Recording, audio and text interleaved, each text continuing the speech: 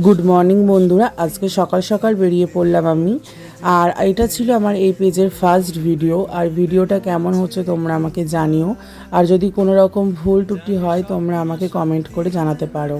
আর আজকে তোমাদের সাথে আমি শেয়ার করব দুটি মোস্ট ট্রেন্ডিং গঙ্গার ঘাট।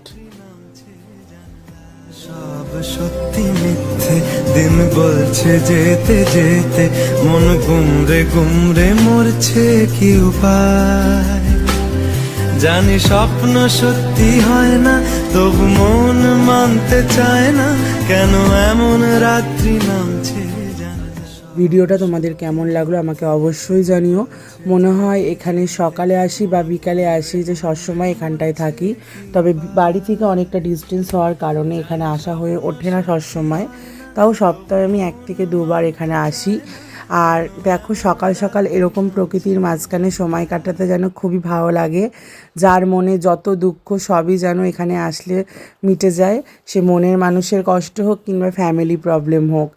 এখানে একবার এসে দেখবে তোমরা, খুবই ভালো লাগবে। তারপর আমি বাড়ি ফিরে এলাম, এসে দেখলাম যে গাছে কীরকম ফুল ফুটেছে।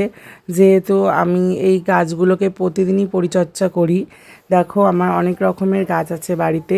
এটি ছিল এক রকমের জবা ফুল গাছ। দেখো কতটা ছোট্ট গাছে কতগুলো ফুল ফুটেছে আর কতটা লাল ফুলটা। তারপরে বেল ফুল গাছেও দেখি আজকে বেল ফুল হয়েছে।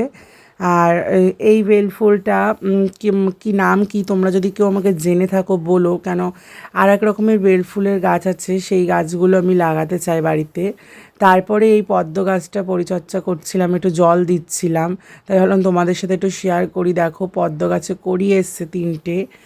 আর এই পদ্ম গাছটা আর কয়দিন পর আমি আর একটু বড় জায়গায় নিয়ে যাব। আর সকাল সকাল আজকে সানরাইজটাও খুব সুন্দর ছিল।